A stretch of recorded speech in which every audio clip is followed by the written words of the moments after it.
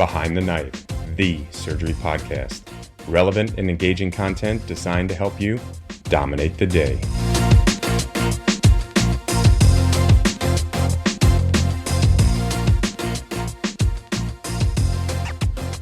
Thank you so much for listening to Behind the Knife. This is Patrick Georgioff. I want you to imagine this. It's 2 a.m. and you're rushing a hypotensive trauma patient to the operating room for exploration. Maybe you need to go into the neck, the chest, or the abdomen. Are you prepared for what you might find? Trauma educational resources are extremely limited, and that's why we created the Trauma Surgery Video Atlas.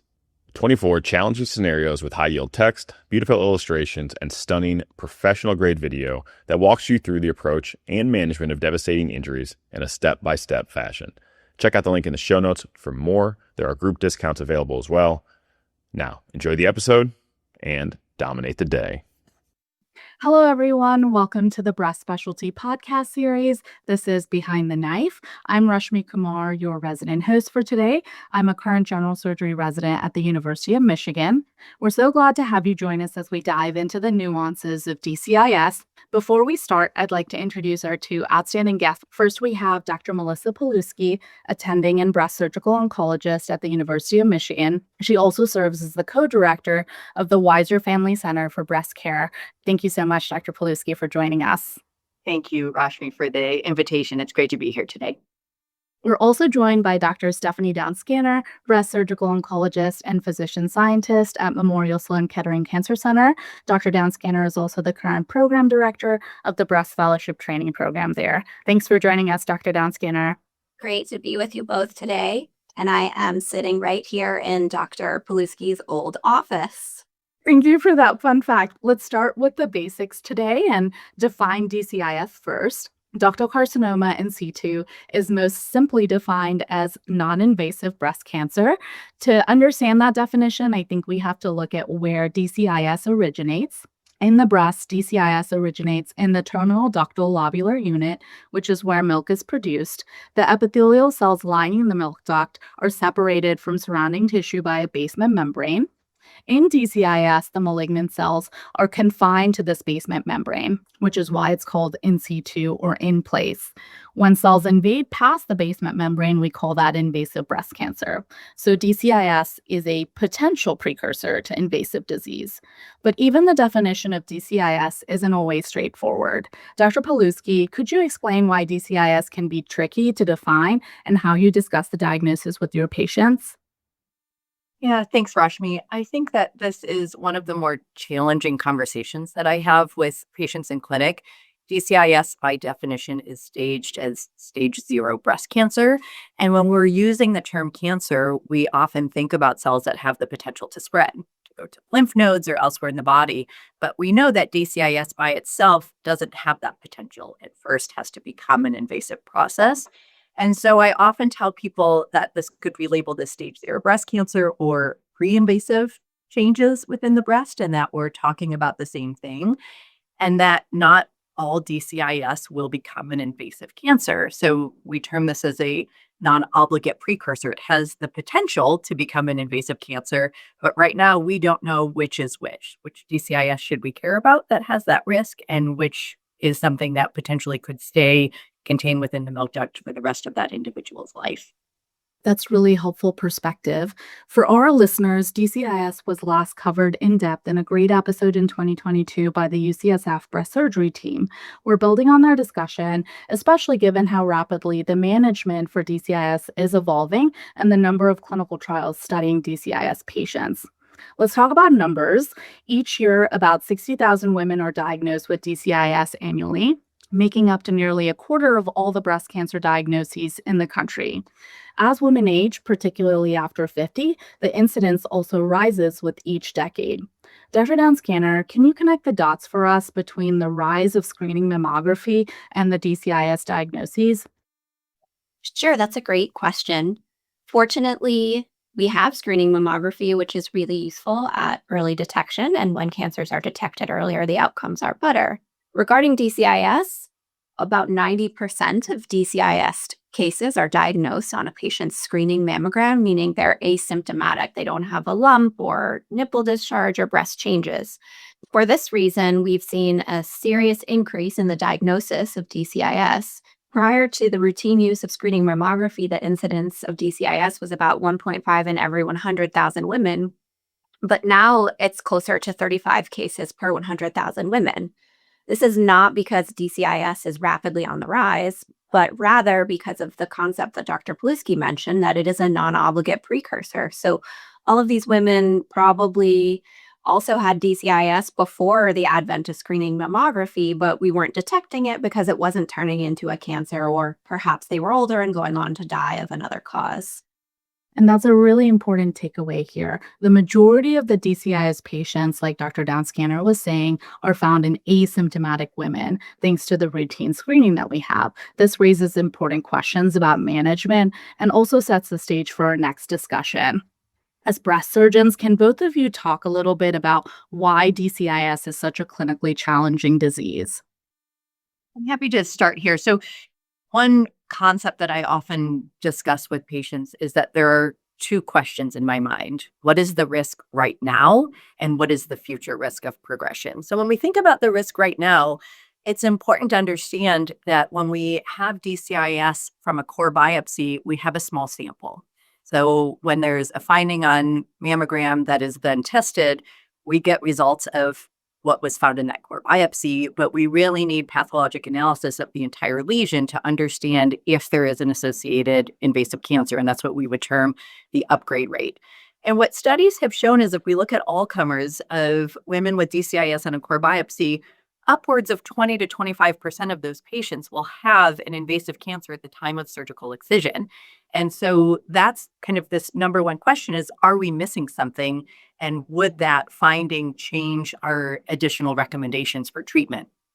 The second question is what we've kind of been focusing on is what's then the risk of progression of this DCIS lesion of becoming something more meaningful or invasive in the future. And so that's where, a lot of the data is right now of how do we understand which DCIS is at risk for both of those findings? Who's at higher risk for having an upgrade to invasive cancer right now if we went to surgery, and which lesions are more likely to progress in the future? And that is really, I would say for this topic, the million-dollar question. I think another concept that I try to explain to my patients that we know from historical data is that when DCIS recurs, about half of all recurrences are invasive. So one thing we're also trying to do is manage both that risk, but also the risks of the treatment that we can provide patients that does reduce the risk of recurrence. So we want to really optimize what we're doing now to both prevent recurrence, but minimize side effects of the treatments we have for our patients.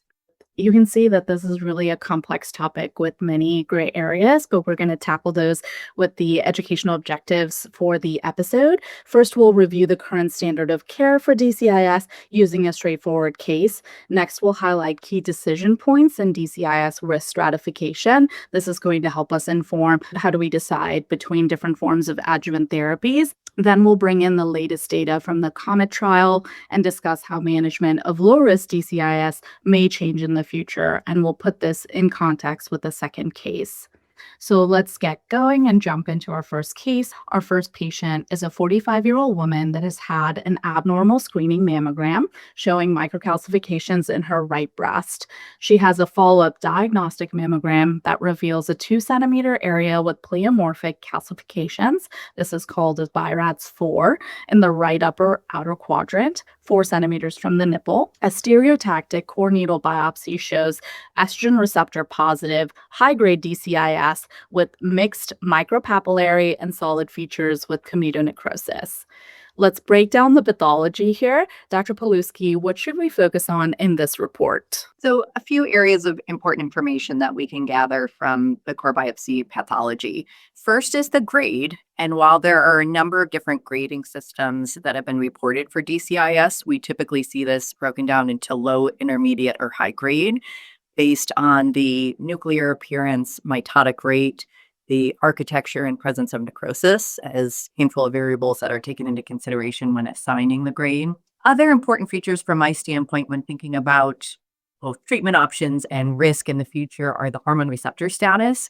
Most DCIS is hormone receptor positive, which is what we see in this case, as well as the presence of necrosis. Commutal necrosis within DCIS is an additional risk factor when we're thinking about future recurrence risk. Great. So takeaways here. First, notice the DCIS grade, then the hormone receptor status, and also notice any key features that may allude to more aggressive biology. The first line treatment for DCIS is surgery. So what are our surgical options for DCIS? Dr. Downscanner, how do we select between lumpectomy and mastectomy? And when do we consider using sentinel lymph node biopsy? Thanks, Rashmi. So correct surgery is the first line of therapy, and patients are considered for lumpectomy versus mastectomy by many factors. One is the extent of disease. So that's what we call the tumor, in this case, DCIS to breast size ratio.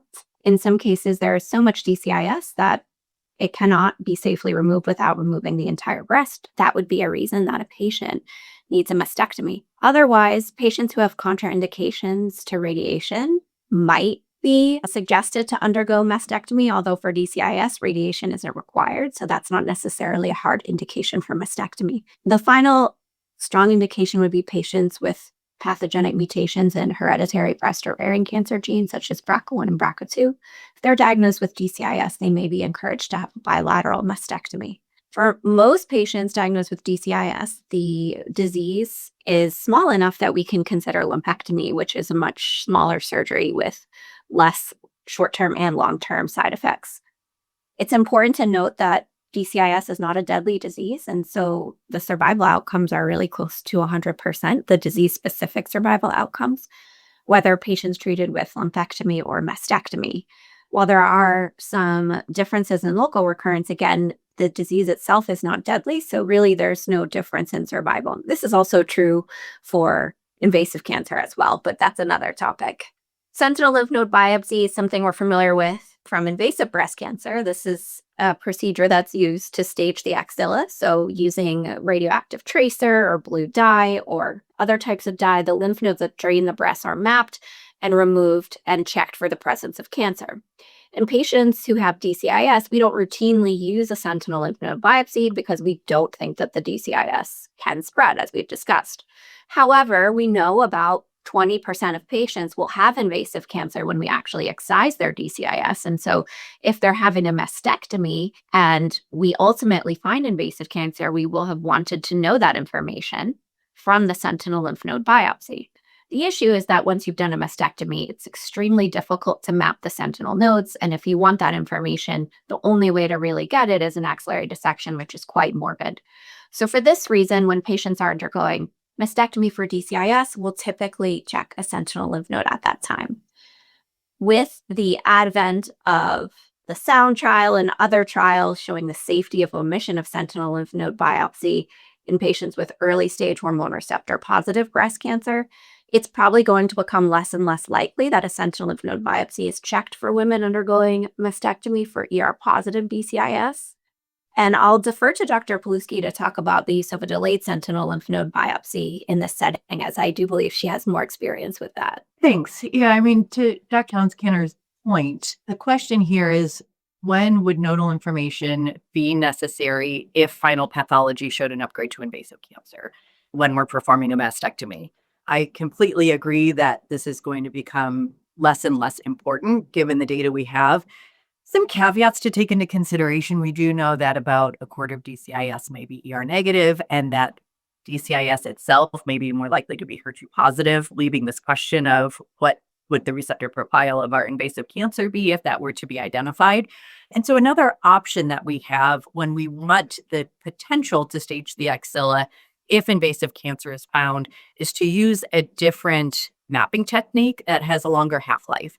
So there's now an option of using what's termed SPIO, superparamagnetic iron oxide, is a brand name of Magtrace, which is a dye that can be injected at the time of the mastectomy, maps to your sentinel nodes, but it lasts for at least 30 days. And so this allows the opportunity to map the axilla, perform the mastectomy without removal of any lymph nodes. And then in the select cases where there's an invasive upgrade found on final pathology, and it is determined that nodal staging would be impactful for adjuvant therapy recommendations, we can go back and we move those sentinel nodes. And so it really reduces the overall cohort of patients who have unnecessary sentinel node biopsies, but does require a return trip to the operating room for those select patients where we think that this would be useful. Thank you both for walking us so clearly through that and also talking about the newer possibilities of delayed mapping, which is starting to become prevalent in some centers. So, next, I want to talk about what the patient opts for. So, after our discussion, the patient elects to undergo a lumpectomy. Her final surgical pathology post excision is still consistent with high grade DCIS. There's no evidence of invasive breast cancer. She is still ER positive. There's also a final read of PR positive in the hormone receptor status, but the medial and the lateral margins are positive. So, what's next for this patient? So, when we perform a lumpectomy for DCIS, it is important that we achieve appropriate clear margins with the goal of reducing risk of subsequent recurrence. And so there is a overview of data with a consensus statement that was developed a number of years ago that reviewed the available data to identify the optimal negative margin associated with a reduction in future recurrence risk. And for DCIS, that magic number is 2 millimeters. And so, I think that it's important to have a good idea when we are looking at margins what we're actually talking about. This doesn't guarantee the complete absence of any residual microscopic disease within the breast, but it's asking at what volume of negative margins do we think that the additional residual disease could be controlled by adjuvant therapy and has a significant reduction in future risk. And so with positive margins in this situation, in a otherwise young, healthy person who can tolerate this, a re-excision would be recommended. And I do, in these cases where this was diagnosed by mammography with calcifications, perform a post-excision mammogram before returning to the operating room so that if there are any residual calcifications around the lumpectomy bed, those can be localized and targeted at the time of re-excision. And so that would be an important component in this patient's care. I would just add that when we're thinking about margins, it's also important to think about whether or not the patient's going to be getting radiation. It's a little bit more nuanced than what I think most general surgery residents would be expected to know. But a lot of patients who have DCIS don't get any radiation at all, and many do. And if we look historically at patients who got radiation, it looks like the margin width is potentially a little bit less important or not significant anymore. And this year at the American Society of Breast Surgeons, some data from one of the NSABP studies looking at radiation for DCIS was presented and showed that a smaller margin width in patients who were getting radiated really did not have an impact on local recurrence. However, these patients would need to be carefully selected and be committed to having radiation if they had a smaller margin width and you were considering not re-excising. Thanks. And I want to emphasize that the margin consensus statement of 2 millimeters is for patients having lumpectomy followed by radiation. So in patients who will decline radiation, oftentimes we want to make sure that we have at least that negative margin. And to echo what Dr. Downs-Cantor said, there are also a couple of single institution series out of Memorial Sloan Kettering and MD Anderson that show that low volume, closer margins, having one margin that's 1 millimeter in patients who went on to have radiation was not associated with a detriment in outcomes. And this is where there's a lot of nuanced decision making. Volume of disease that's near a margin, the number of margins involved, which margin those are, is there still residual breast in that direction, are all things that we take into consideration in addition to post-excision mammogram when making that decision. But for all patients here with a positive margin, regardless of planning for adjuvant therapy, re-excision would be standard. Exactly. Thank you for that excellent summary. I think it's important to note this is a very commonly tested topic on the app site each year. So for the purposes of the app site, a 2 millimeter margin is required for DCIS on the test. And then in real life, there are lots of considerations. And clearly, this is an area of active discussion and evolving study with new data from clinical trials. So please be on the lookout for that. So now that she has undergone a re-excision, her final pathology for our patient shows clear 2 mm margins. What are the next options here? Let's discuss adjuvant therapies. First, we'll talk about adjuvant radiation. Dr. Downscanner, one of the things that came up in my reading in preparation for this podcast is whether radiation after a lumpectomy actually affects overall survival. If you could speak to that, and also how do you decide which patients then get radiation post-lumpectomy? Great question. It's a complicated topic, but the first thing that I'll emphasize, which I stated earlier, is that DCIS is not a deadly disease. So the disease-specific survival is near 100%. Radiation is not going to impact survival directly. However, we know from 2 randomized trials organized and executed by the NSABP B17 and B24, that the addition of radiation to a lumpectomy for DCIS reduces the risk of recurrence by half. So that's a pretty good number. In general, the way I think about who I might recommend for radiation is who do I think has a high likelihood of recurrence? But I take into account a lot of factors. So are they going to live for 50 more years and they have all of this time to develop a recurrence? Or are they going to live for 5 or 10 more years? Are there any reasons why radiation might be particularly challenging for that patient, et cetera, et cetera? So it's really personalized to the patient. And it also depends on their own personal risk tolerance. For some patients, a 10% risk of recurrence feels extremely high. And for some patients, that feels extremely low. We also have some clinically validated tools that help us determine these estimated risks of recurrence and potentially the benefit of radiation on top of that, which we know is about a 50% reduction in recurrence.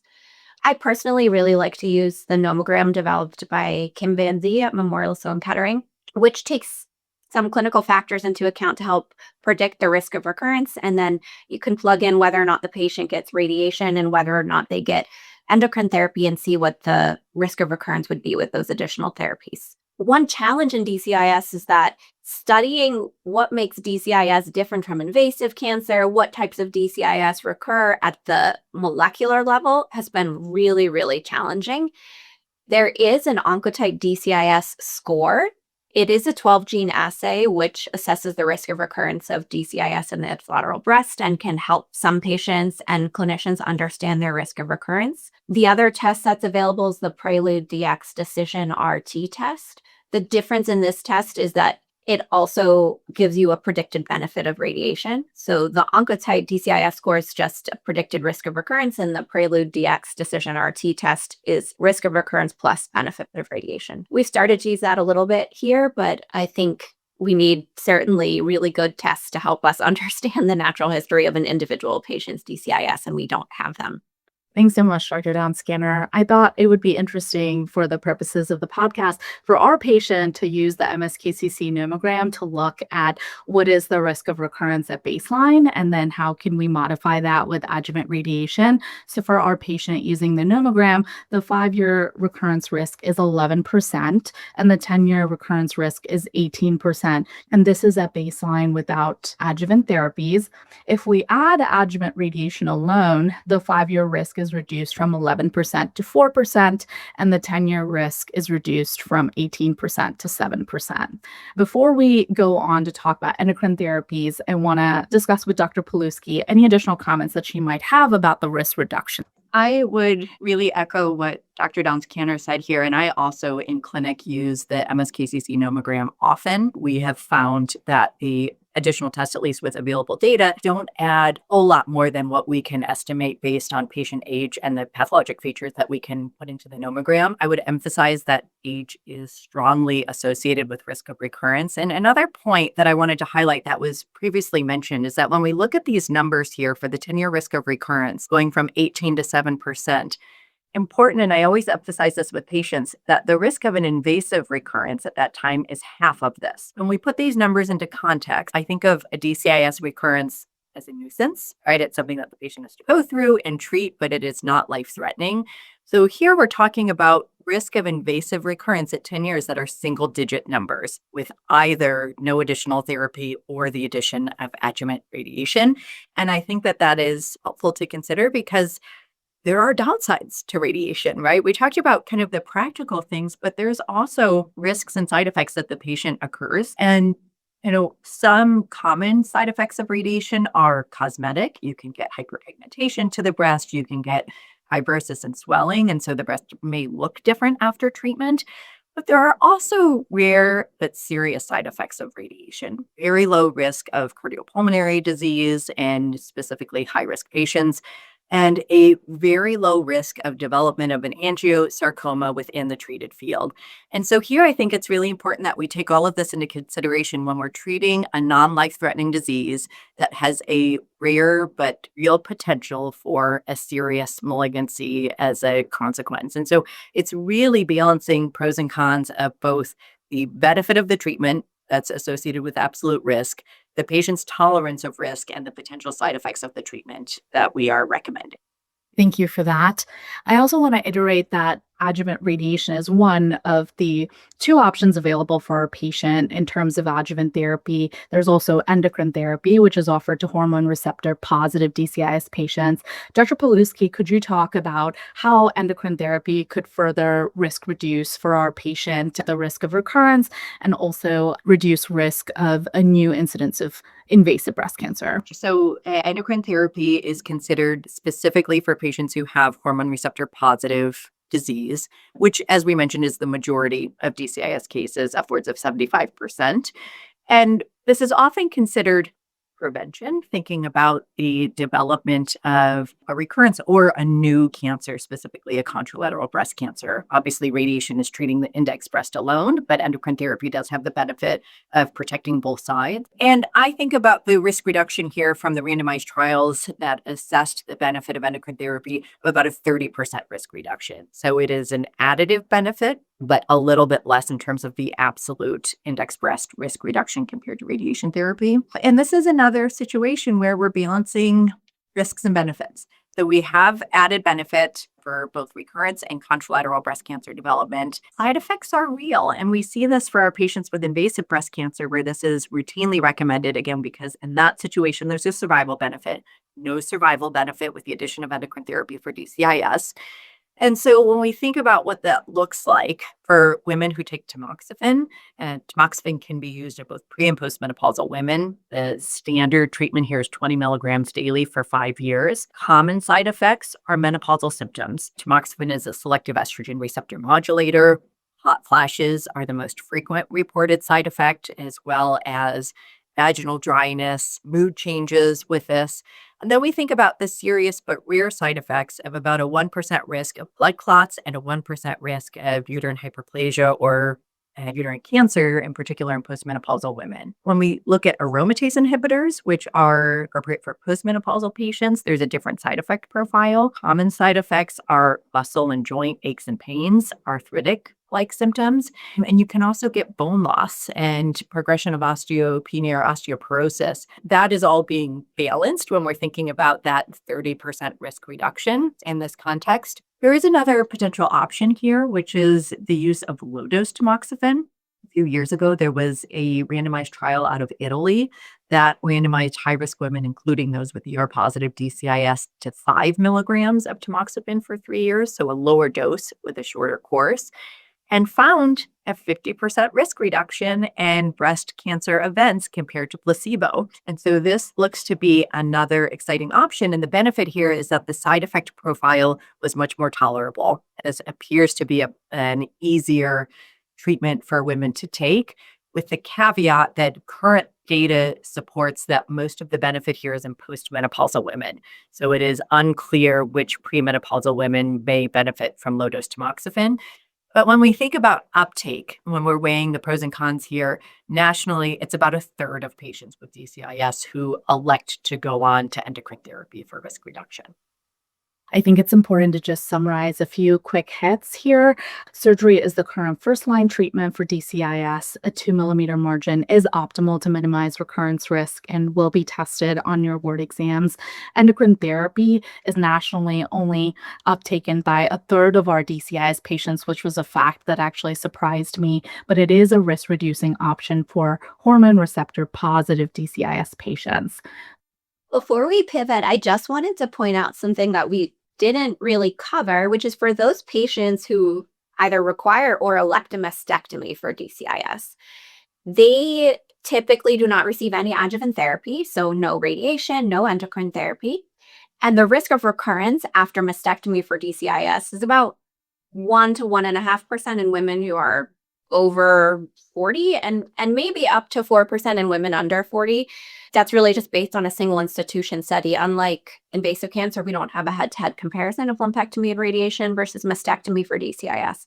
However, from the retrospective data we have, it appears to be a really highly effective treatment.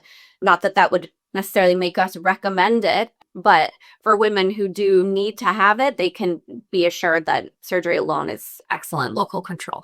That's a good point, Stephanie. Agree with adding that. If we compare rates of local recurrence for patients who undergo mastectomy, I typically say about a 2% risk of invasive recurrence post-mastectomy for DCIS. And importantly, if you utilize the MSKCC nomogram for most patients who complete a lumpectomy by adding radiation and or radiation plus endocrine therapy, they get to an invasive risk recurrence that matches that. So there are ways to get to very similar invasive risk profiles with very different treatment algorithms situations. DCIS can be challenging because patients have different risk preferences and clinical presentations. Like Dr. Pilewskie iterated, there are different treatment regimens or algorithms that can be tailored for the patient preferences and get to the same answer of risk reduction in different ways and different strategies. There is growing concern that we are overtreating certain individuals, particularly those with low risk features in DCIS. We now have several clinical trials addressing de-escalation of care in DCIS, so studies that are looking at whether some women can be safely monitored without immediate surgery. Let's focus on some exciting new data from the COMET trial. So the COMET trial is the comparing an operation to monitoring with or without endocrine therapy for low-risk DCIS. Their 2-year results were published in December of 2024. This trial compared active monitoring, which in this case included surveillance diagnostic mammograms every 6 months for the affected breast and every 12 months for the unaffected breast. Patients in the surveillance cohort also had the option of being on endocrine therapy. This active monitoring cohort was compared to the guideline concordant care cohort. And in that cohort, the patients underwent surgery plus or minus radiation plus endocrine therapy as adjuvant options. And this was specifically looking at low or intermediate grade DCIS patients. So the cohort overall was roughly 1,000 women aged 40 and above with a new diagnosis of low or intermediate grade hormone receptor positive DCIS, and they were randomized to either active monitoring or surgery. The key finding from the 2-year results is they were looking at the cumulative incidence of invasive breast cancer in both cohorts as the outcome. The 2-year rates of invasive cancer were similar between both groups, roughly at 4.2% for the active monitoring cohort and roughly 6% in the surgical cohort. And the total results suggest that active monitoring is not inferior to having surgery and subsequent adjuvant therapy in select patients with low-risk hormone receptor positive DCIS.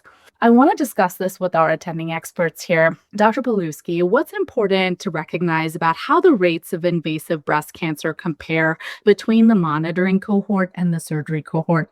Thanks. I think that just putting this in context for the guideline concordant care, the invasive cancers here were likely all or nearly all diagnosed at the time of surgical excision. So these were upgrades. If you look at the Kaplan-Meier curves in the trial, that curve goes up immediately, whereas in the active surveillance cohort, that 4% of cancer diagnoses is a slow incline in the curve of diagnoses on subsequent screening tests that revealed a change. So a couple important things here. I mean, those numbers sound quite low. This is 2-year follow-up, but the other important caveat here is that this is a unique population of highly motivated individuals who were really, I think, interested in de-escalated care and avoidance of surgery. A pretty striking number is that almost half of the women randomized to guideline concordant care with surgery did not undergo surgery. And so that really kind of muddies these numbers here. If you look at actual treatment that patients received. If you take the women who did have surgery, the invasive cancer rate in that group was about 9%. So a little bit higher. So still suggesting that this is a pretty selected low-risk group, because we know in other studies when low-risk patients are identified, the upgrade rates are still upwards of about 20% in clinical practice. So identified as a pretty low-risk group of individuals motivated not to have surgical care. And on the flip side, in the active monitoring, I think of this more as a non-surgical arm, because 70% of these women were on endocrine therapy. So they were getting treated for DCIS, just non-surgical treatment. So that really raises the question of preference in practice. Lots of patients don't stay on endocrine therapy. And so we're weighing, the potential morbidity and tolerance of surgery versus the willingness to stay on a long-term medical therapy. So I think all of that is really important to take into context as we think about these early results. And the key here is early results. Like Dr. Pilewskie is saying, the COMET trial's initial published results are just at the 2-year time point. They have planned results that will result in 5, 7, and 10-year time points as well. Dr. Downscanner, what do you think that the longer-term data might reveal? And I know this is a difficult question, but I'm just curious, do you foresee differences emerging at the longer follow-up periods?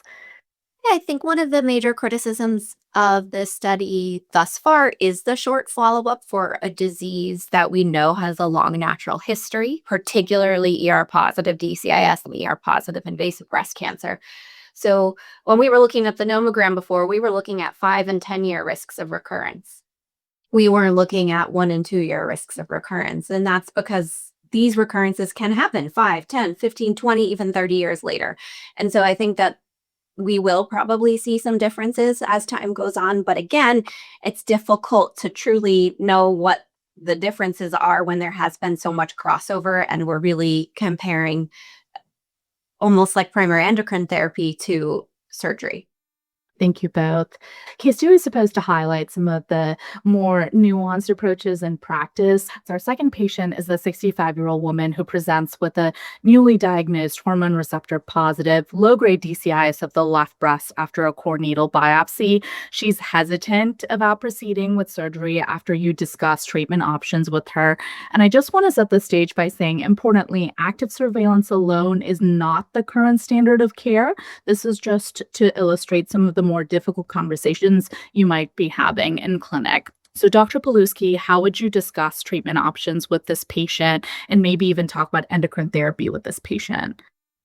I think that we've all had patients who meet these criteria in clinic. We're seeing a lot of personal decision-making in this process of patients coming in on both ends of the spectrum of wanting really aggressive everything for treatment, and some patients who really are concerned about overtreatment. So here I do emphasize that potential initial upgrade risk, that there could be an invasive cancer there right now that we don't know about. And that, to me, I think that that's important information to understand to impact treatment recommendations. But for somebody who says, I'm really not interested in surgery for this pre-invasive lesion, things I'm thinking about, number one, are, have we adequately sampled the findings? So how big is this lesion? In common, if the area of calcifications was greater than 4 centimeters, they required multi-site biopsies. Is there any concern of a mass component or something that would increase that? If we feel like she's been adequately sampled and has a small area of screen-detected low-grade ER-positive DCIS and strongly is interested in non-surgical management, then these are patients that I do review the short-term COMET data, what we know, what the limitations are, and the potential important aspect of endocrine therapy here. And so I do refer them to medical oncology for consultation, for discussion of adjuvant endocrine therapy, and I follow them closely. So they come back every 6 months for mammogram and physical exam with the understanding that we're really looking for changes in progression, and that would warrant additional workup and treatment at that time. Thanks, Dr. Pilewskie. Dr. Downscanner, one of the intriguing aspects of the COMET trial was the significant non-compliance. So 44% of the patients assigned to the surgery arm declined it, and 14% of the patients originally assigned to the active monitoring cohort also declined active monitoring in lieu of surgery. So did these findings surprise you? These findings don't surprise me. I think especially the study itself attracted a particular set of patients, as Dr. Pilewskie mentioned earlier, who were interested in de-escalating. And so I think there were probably a certain percentage of patients who were disappointed with the arm of the trial they were randomized to. They probably would have opted for de-escalation outside of the trial if the trial didn't exist. And this, gave them an opportunity to participate in a trial, which is amazing for patients who are able to do that. But so no, absolutely not surprised. One thing I think that came to mind when Dr. Pilewskie was talking about potential active surveillance with or without endocrine therapy is this concept that a lot of patients are not compliant with endocrine therapy. And we know this from women who are older with invasive cancer who emit radiation. It's very difficult for them to comply with endocrine therapy. And those studies were really shown to be safe in women who complied with 5 years of endocrine therapy. So I think there's ongoing work looking at, can we give women a trial of endocrine therapy and see if they're going to be compliant and then decide what to do. Patients know more and more, and they want more and more input into their care. But in the end, we are being asked for our opinion. And so, we have to be honest with them about what the data shows and what is the safest thing for them, but also be willing to work within the boundaries of what's acceptable to them. I think one thing that's really important to remember after this entire discussion is that a lumpectomy is a pretty low risk procedure, can usually be done with sedation and local anesthetic, or maybe even just local anesthetic alone. The risks are quite low. And a lumpectomy alone is a great option to treat DCIS. So just remember that surgery is still really relevant, and a lumpectomy by itself might be much more tolerable than, for example, 5 years of endocrine therapy. I think that's a great summary of our overall discussion as well, especially with DCIS and breast disease. I think there's a lot of incredible data and emerging data that has to be integrated also with a shared decision-making model, which is why this can be a clinical challenge. But hopefully our discussion today will help real-world practitioners in their clinical practice. So that wraps up our deep dive. Thank you so much to our incredible guests, Dr. Pilewskie and Dr. Scanner, for sharing your insights. See you in our next episode on the breast specialty series. Thanks for listening to Behind the Knife. Go forth and dominate the day. Be sure to check out our website at www.behindtheknife.org. Download our free app available for Apple, iOS, and Android. Simply search for Behind the Knife in the App Store or Google Play to download the app. In the app, you can listen to our episodes, watch high-yield videos, and even access our premium content, including our oral board reviews and trauma video atlas. You can also follow us on Twitter at Behind the Knife and on Instagram at Behind the Knife Podcast. If you like what you hear, please be sure to leave us a review. Content produced by Behind the Knife is intended for health professionals and is for educational purposes only. We do not diagnose, treat, or offer patient-specific advice. Thank you for listening. We appreciate your support. Until next time, dominate the day.